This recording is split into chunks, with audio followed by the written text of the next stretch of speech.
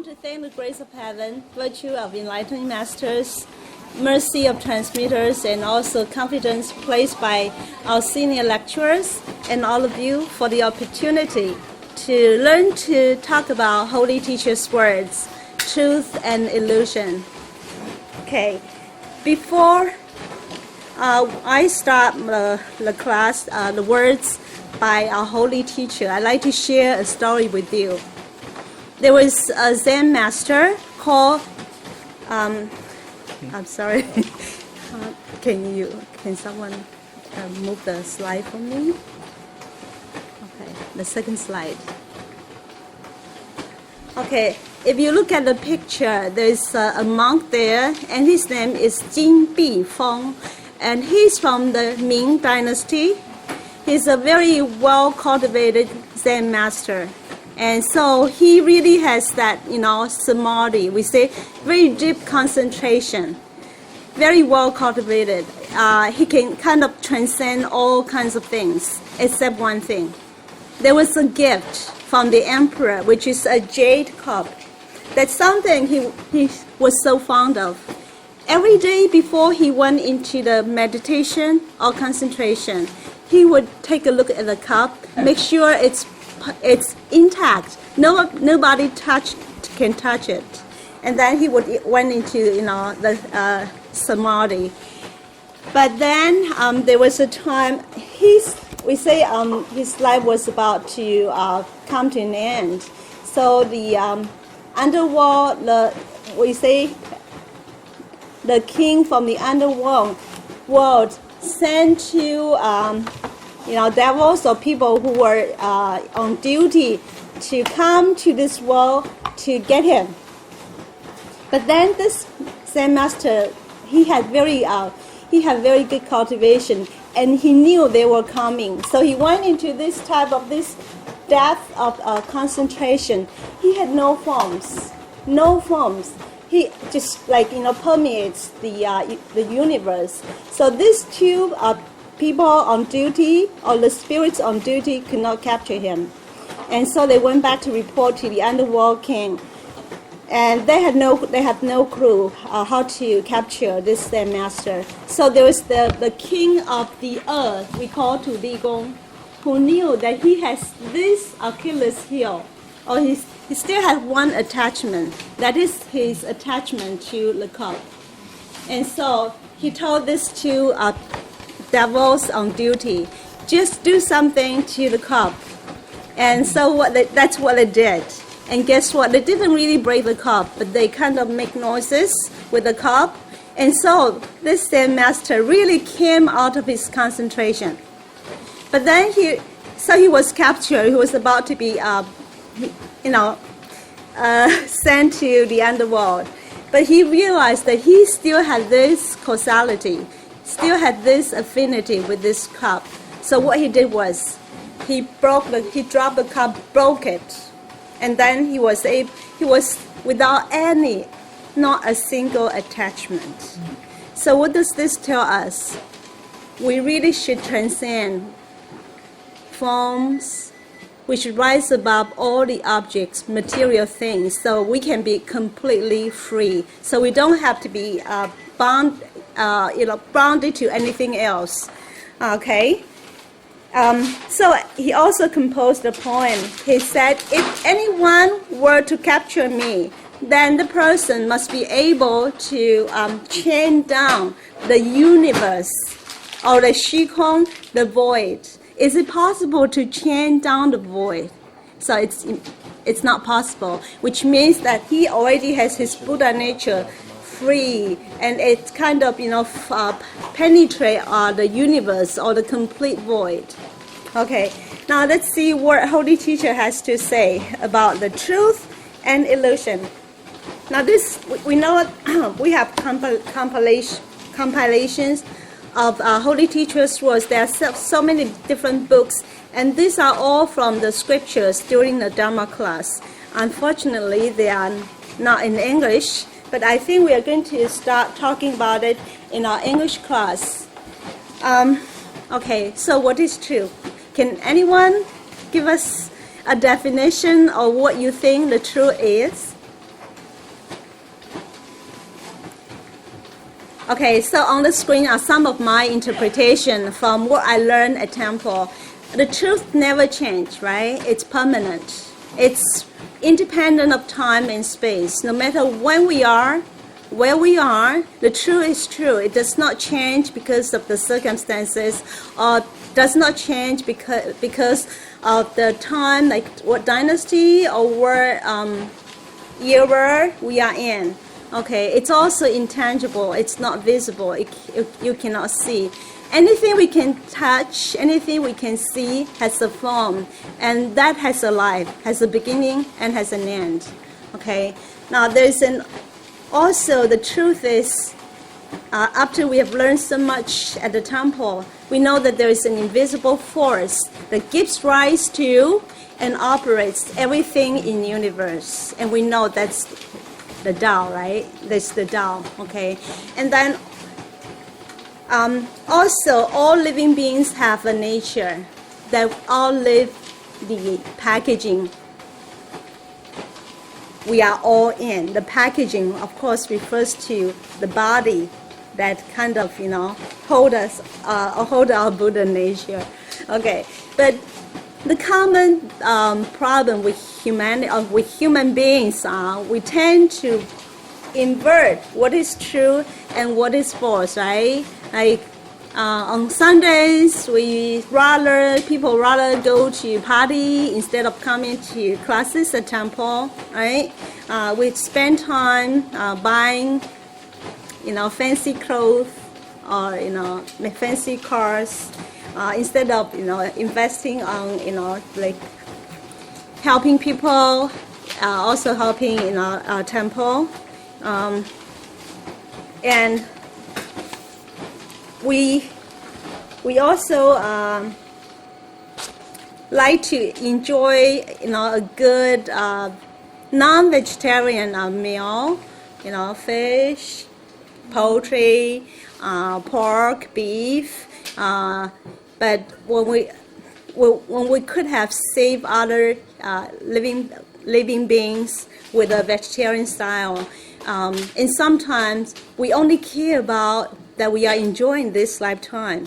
We don't want to make any sacrifice. But actually, the truth is, when we make a little bit of sacrifice, actually for a person who really understands the Tao, or who really understands our Buddha nature, will not think like helping the Tao, learning about the Tao, helping with people, propagating the Tao is a sacrifice. They really take or derive, a lot of happiness from working for the Tao, okay? But because we are using this limited lifetime to help people, in return, we are really attaining eternity, infinity. That's the real truth, okay? But unfortunately, most human beings are very short-sighted, very narrow-minded. They only care about what's in front of their eyes, what's in this lifetime. Okay, and actually, there's a study that says, like Transmitterlin just said, when we are young, we spend time, working, accumulating wealth, sometimes at the cost of our health and at the cost of our happiness. But in the end, when we are getting old, then we would try to get good health, regardless of how much it will cost, right? Yeah, and there's a study that says actually 75% of people have the same regret when they are about to leave this world. And the regrets are most predominantly spiritual. Like they don't spend enough time with their family. They don't spend time helping people, being with people, and things like that. Yeah. Now we are in the temple. We have learned about all the principles. So we should now act in accordance with the Tao, so we don't have any regrets. We do what is right now, in this moment, and here. Okay. If anyone would like to share with us, just just jump in. Okay. Now, talking about that, the one of the truths that I share with you is that we have this nature or Buddha nature, not just human beings, but also other living creatures, or we say the sentient beings. They all have this Buddha nature. So our body is just something for this lifetime. Our body can take different forms. Like in this lifetime, we are human beings. But who knows, in our previous life, we could have been animals. We could have been the flying insects. It's very likely. like people who, let's say people who like to regurgitate, might well have been a cow in the previous life. Yeah. Okay. Now there's a very wise Persian poet, Rumi. He said, "The day we were born, a ladder had been set up to help us escape." Okay, what that poem means that we all came from a divine source. We all come from the same divine source, from the non-being, and we are using our physical body, the borrowed physical shelf in this lifetime, so that we can get rid of some of the bad things we acquired in the past lifetimes, and we can reveal our Buddha nature, and then we return to the non-being again, to the same divine source again. Okay, in the Tao Te Ching, the Book of Virtue, there's also a chapter that said, returning is the motion of the Tao, which means we all come from that source, and our destination is to go back to that same source. And we also learn from our Buddha nature class that what are the ultimate truths. That Sakyamuni, through all this, his journey of discovery and exploration, that they are the Four Noble Truths, right? Okay, and we talk about this quite a lot in our Buddha nature class. So I'm going to just briefly touch upon. So that's the first noble truth, dukkha. Life is full of what? Suffering. Suffering not just because it's not physical. Mostly it's something, the state of being unsatisfactory, not having our desire or our greed met. Okay, and then there's the samudaya, which means the origination of all the dukkha, all the suffering, and then the third one is the cessation or nirodha of dukkha, and the last one is magga, or the path. It's liberation from our dukkha. Now, how do we liberate ourselves from all this suffering? Anyone would like to answer this question? Any volunteer? How do you liberate ourselves from all this suffering? Letting go of single thoughts. No, yeah, not to have any single thought. Oh, and this is what Holy Teacher is going to share with us in this article. That is to what? To transcend all forms, to have no attachment, to detach ourselves from any kinds of material or even non-material attachments. Okay. So we are going to see some of the original words by Holy Teacher. Of course, please forgive me if I don't translate Holy Teacher's message correctly. Now, one of the things we need to let go is that supernatural power. Okay. All these things are really forms. They're still forms, and so they are not real, they are not permanent. Okay, now this is the line by Holy Teacher. Cindy, would you like to read the italicized paragraph? Is there any use the teacher gives you Midas Touch. touch? No, it will not save your life. Disciples, why did you have a point of vision from an master? The pointing helps to elevate your life and your soul. Yeah, okay. So the Midas touch will turn everything into gold. Yeah, okay.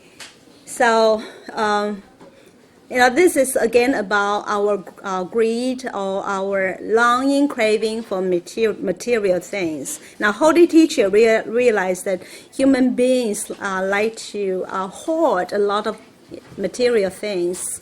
Even if we say mountains of gold and hills of silver, it's still not going to save our life. What's going to really save our life and soul? It's receiving the Tao, having the point transmission from enlightening master. And that gives us the, of course, we still have to cultivate. It doesn't mean that just the transmission will ensure that we can go back. We have to cultivate, but at least that entitle us to go back. Okay, that's like the preliminary step for us to go back. Okay, the second one, Vivian. Oh, I'm sorry. I have omitted something.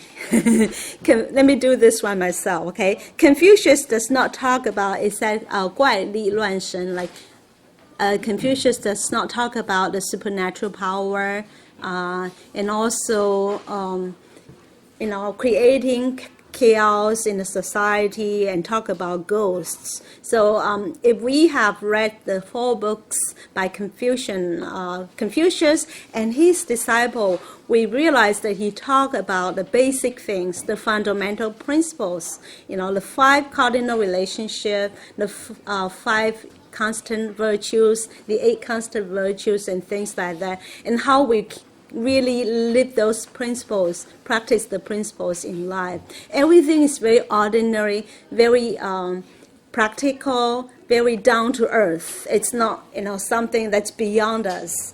Okay, so your lectures do not teach you how to meditate. They teach you proprieties of the Duke of the Zhou. So a lot of the ceremonial etiquettes we practice at the temple really dates back to the Zhou dynasty, because they really have the most the most proper etiquettes in conducting ourselves and also even whether it's in society or within a family or at a temple. Okay. So anyone have, or our lecturers, transmitter, if you have anything to contribute, just jump in. Okay, next one, Vivian. Things to let go of. People tend to pursue things with form, such as wealth, recognition, but one day they will vanish. When we close our eyes for good, even you are as distinguished as a king, a duke, or a prime minister. They reduce to nothing. Okay, so Holy Teacher told us to let go of all the forms such as power, reputation, fame, or title. Okay, yeah, it's very true. What can we take with us when we leave this world? Nothing, right? So we also have learned from the scripture and from our Bao Shiling, the recording angel or the chief examiners of the 3 realms from Buddhas and saints. So what's going to remain with after we leave this world? It's our merits and our demerits. The good things we have done and some of the bad things we have done. Those are the only things that that's going to that are going with us. All the time. Okay, so we want to make sure that we leave behind a good legacy. We leave behind good virtue for other people to learn from. Okay, here's a poem from the Dream of Red Mansion, which is a very one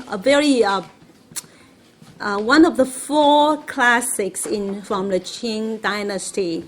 And this is a very, I think this poem is very expressive of what Holy Teacher also talked about. It says, all good things will end. Rochelle? All men long to be immortals, yet to riches and rank each aspires. The grey ones of old, where are they now? The graves are a mass of briars. All men long to be immortals, yet silver and gold they prize. Rub for money all their lives, till death seals up their eyes. All men long to be immortals, yet dote on the lives they have led. who swear to love their husband evermore, but remarry as soon as he wed. All men long to be immortals, and getting some won't have blood.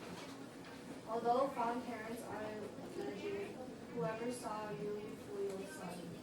Yeah, this is this is very thank you, Rochelle. This is very realistic. It's very, I mean, very cool reality. Yeah.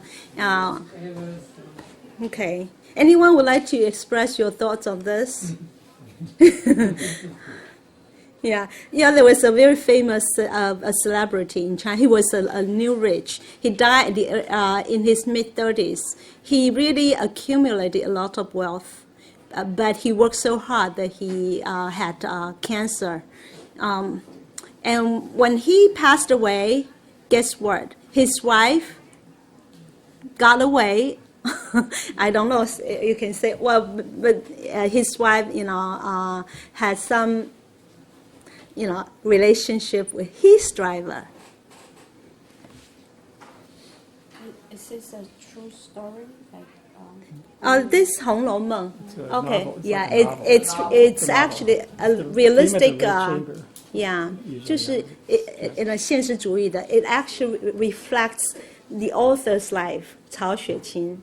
It's almost like an autobiography. And this book is also has been translated to English. Actually, it also talks a lot about void. We say the three Dharma seals, or the universal truth, that everything really is, kong, right? So really, we should not be abiding anything with the form. Okay.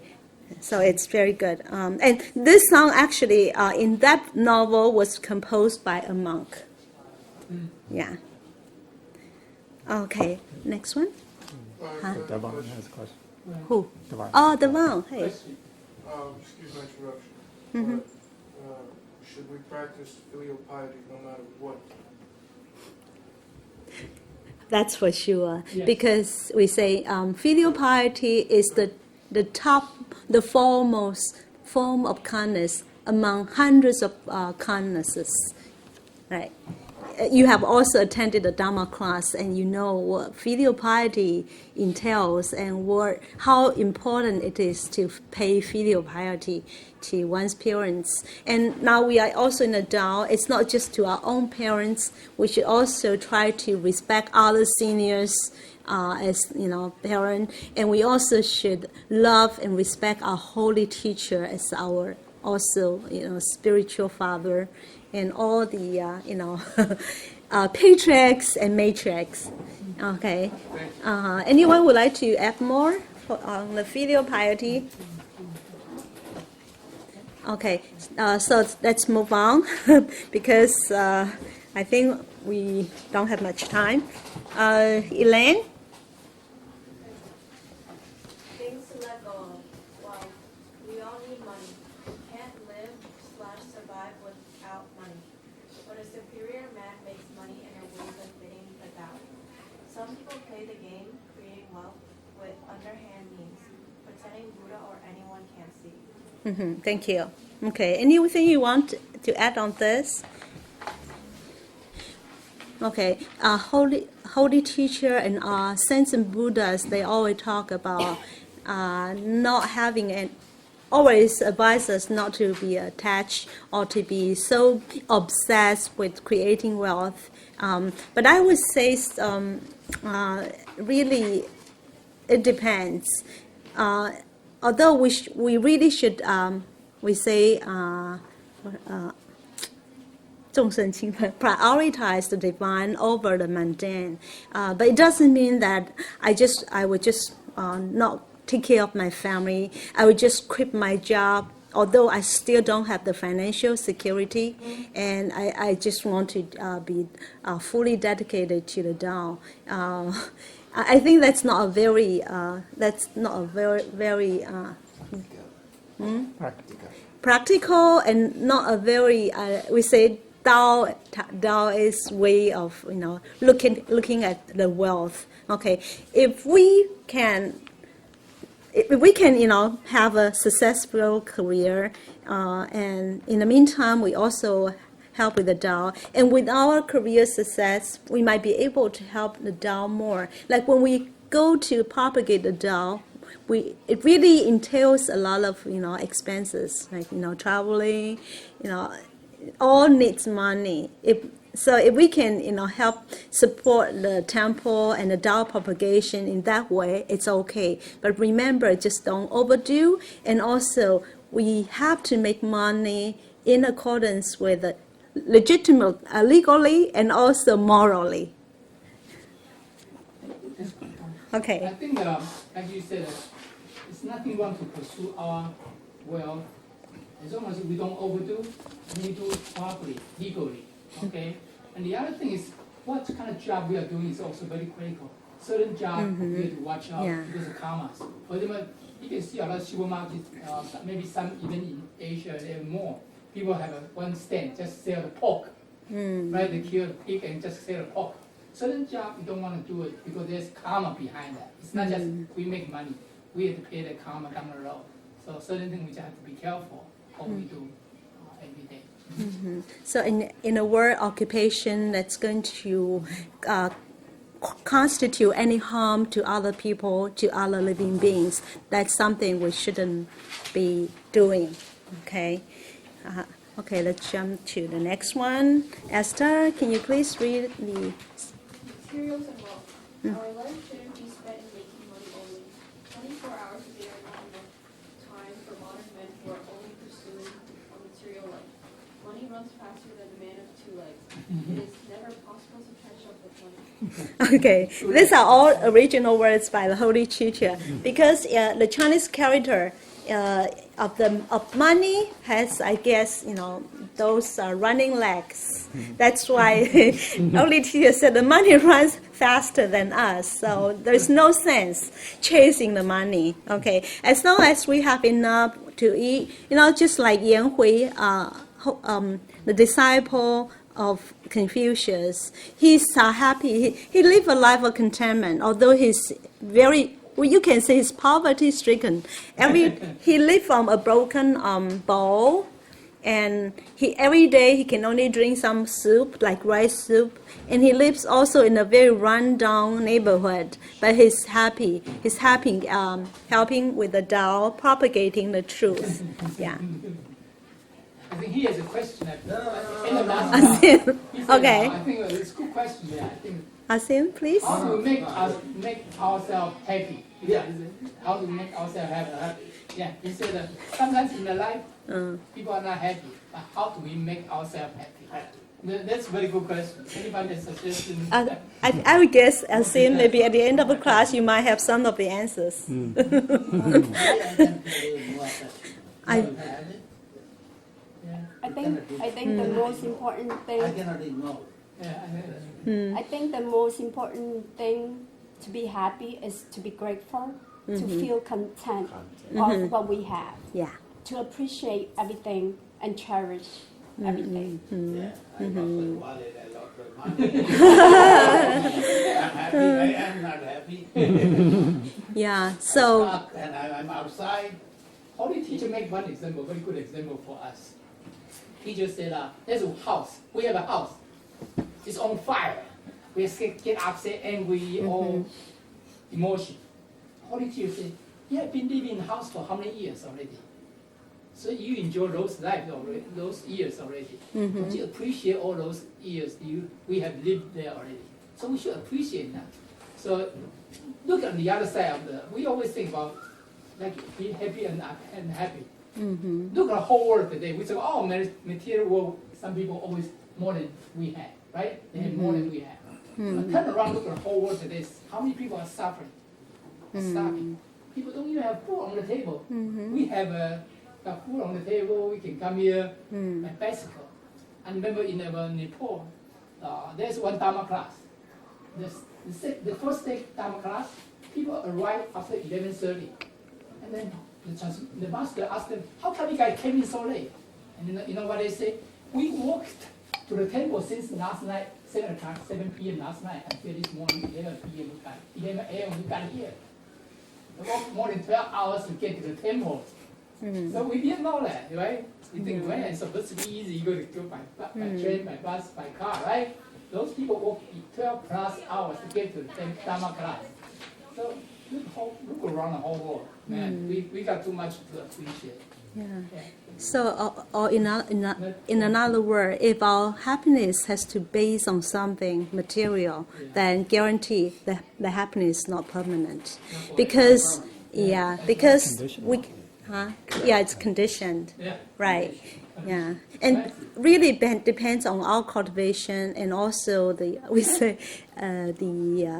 whether we have planted the field of fortune. If we don't, then we cannot get what we want materially. Then we are going to be very upset. And this is what Holy Teacher is going to also talk about in this text. Yeah. Okay. And also, Saint Buddha said, happiness is not when we go to heaven we feel happy. Happiness is a thought of mind. If we have the right set of mind, then it's everywhere. It's here on earth as well. Yeah. Thank you. The other thing also, add one more point. It's not really one day we become a Buddha or we go to heaven. The moment we have very pure, still mindset with a Buddha nature in charge, we are already in heaven. We are already Buddha at the moment. It's not when we were, say one day we're going to go to heaven, we can become a Buddha. No. The moment we do the Buddha things, the moment we have the Buddha nature, pure heart, care for living being, at the moment we are the Buddha, we are in heaven already. Yeah. Thank you. Thank you. Well, heaven is a state of mind. I mean, it's not a place. It's a state of mind. So it can be anytime, anywhere. The other thing too is acceptance. Yeah. So we should, as humans, we have to understand our purpose and why things happen. See, like this morning, they had a plane went down and 92 people died when they were going to do merriments, and this merriment, thought of merriment, turned into grief. Tragedy. Now, a tragedy. So now, why these things happen? It's most people don't understand how these things happen.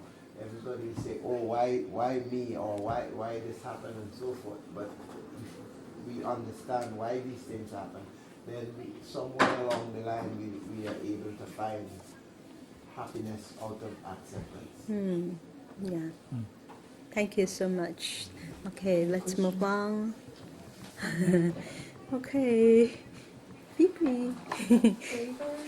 Some young members like to compete for favor with seniors. We should be aware those who win favor might not make accomplishment in cultivation, whereas those who are ignored might do a poor job in cultivation. Favor is one kind of form and therefore producing. Okay, I'm sorry. There should be a not. Okay. Yeah. So like in the temple, sometimes we try to. People like to win favor, like they kind of stand out. We like to stand out, but this is what we call paradoxical 辩证的. Yeah, like they say. Lao Tzu also said, "In the misfortune hides blessings."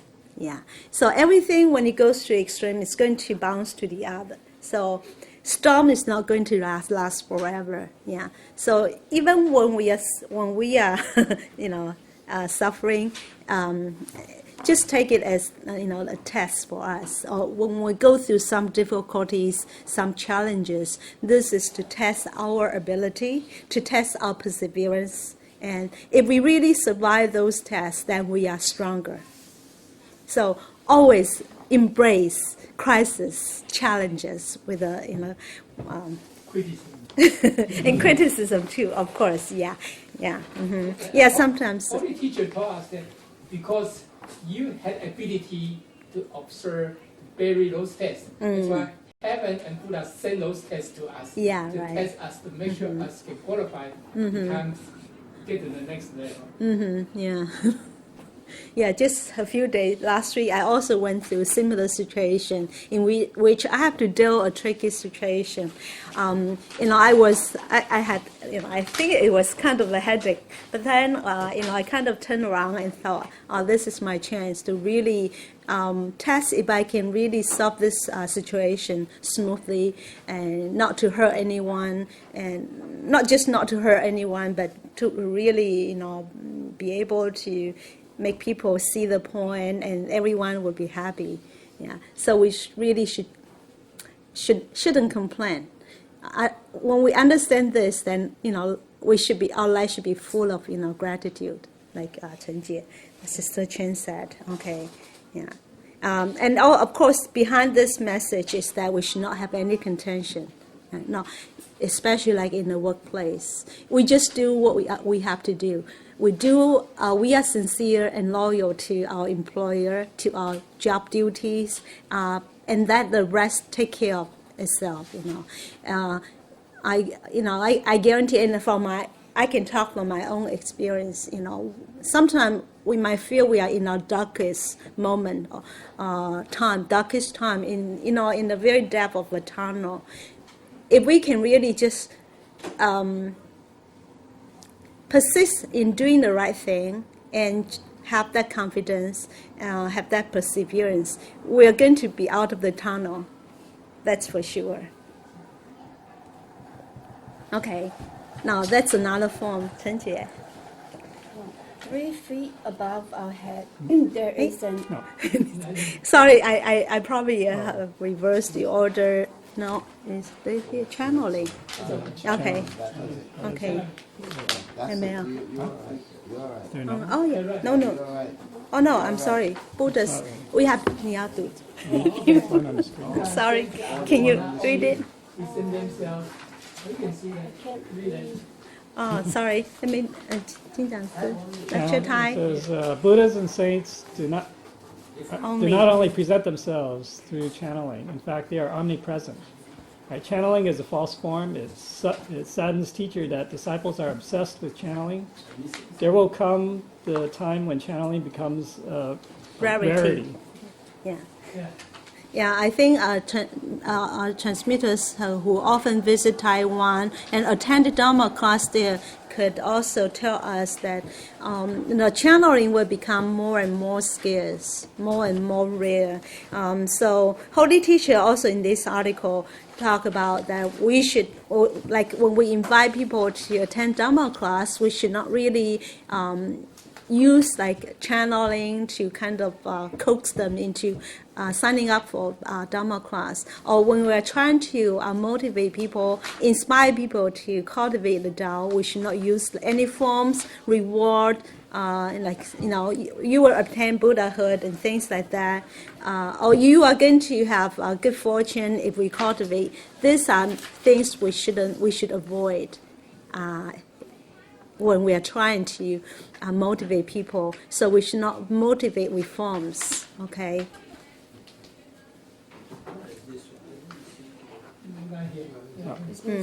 That's yours. 这个是好了。3 feet above our head, there is an enlightened being all the time. We should conduct ourselves properly, especially when no other person is around. Okay.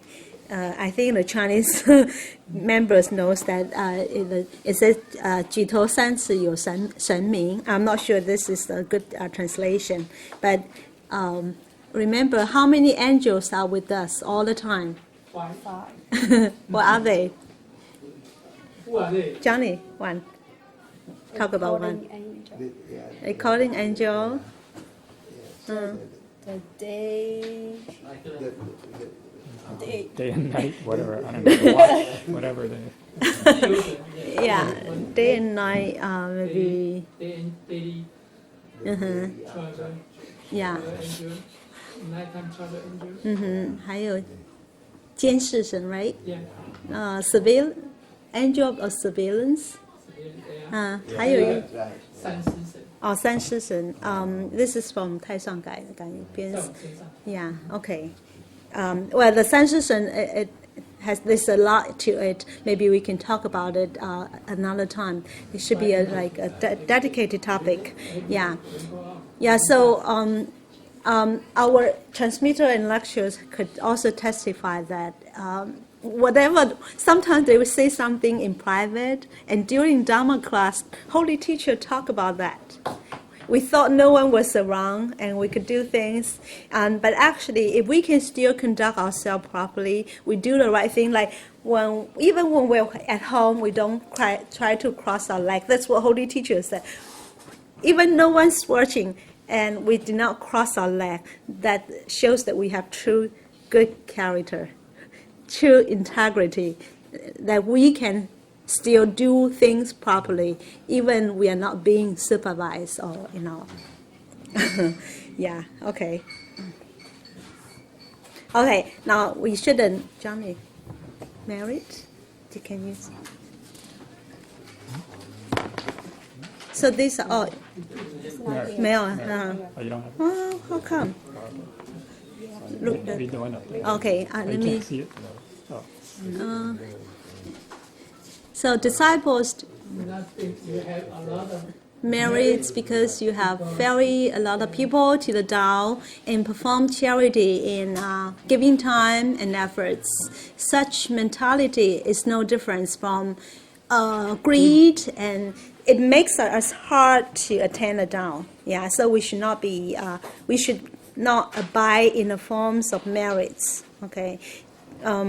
We also, Holy Teacher also talked about, the invisible merit. Like we do things, we donate to temple, we help take care of cleaning of the dishes or mop the floor, and we do not try to publicize it. That's called invisible merit, and that carries much bigger reward. Although we should not be always talking about that. Okay, yeah. So just do it naturally, out of our Buddha nature, out of our heart to help the temple, to help people. Living beings. Yeah, and living beings. Okay. Can I add something? Yeah. Teacher did mention about if we donate $100, right? Mm. We keep thinking about $100. That's just the $100 we donate. One day you're going to return to us. Yeah. And if we don't Think about it. touch to $100, Okay. not throw the book, if that's the name, my name is there. Mm-hmm. Merit, right? Merit fee, and that will be infinite. It's go to the back nature, it's infinite merit. Thank you, Lecturer Shi. Okay. Can I ask a question? Go ahead. Sure. Let's say we donate the money and we have to file our tax on that Yeah. donation. Do we file tax because Yeah. it's, That's fine. it's okay to file Yeah. the money? Because one time teacher said in here, oh, you guys always talk about tax return, you got tax break for the donation. So even Holy Teacher knew that. One time he said in Dharma class, but that's not wrong. We do legal. We don't want to yeah. So, yeah, we legally. Yeah. Because we do that by law. Yeah. That's great. Yeah. Yeah, so one of the things that I think Holy Teacher and Buddhas often talk about is that, learning the Tao, cultivating the Tao is very natural. Don't give too many thoughts to it. Do what is relevant, what is the right thing. And also our lecturer Liu in his Buddha Nature class series also talk about the Siping, which is something I'm going to talk about in conclusion. Okay, yeah. Then the next one. Hello, our new friend. What's your name? Matthew. Welcome. Okay. Oh. Salvation. Cultivation based on personal relationship. Okay. Yeah. Oh, is that the right one? Yeah. The same one. Is that correct? The singular I probably don't have all. I don't know why. Uncle's mind is agnostical. Our heart goes up and down with external circumstances until there's recoming contact with different people. Same. Yeah, it's good. It's the same. It's the same. Oh, really? Yeah, it's the same. Okay. Yeah.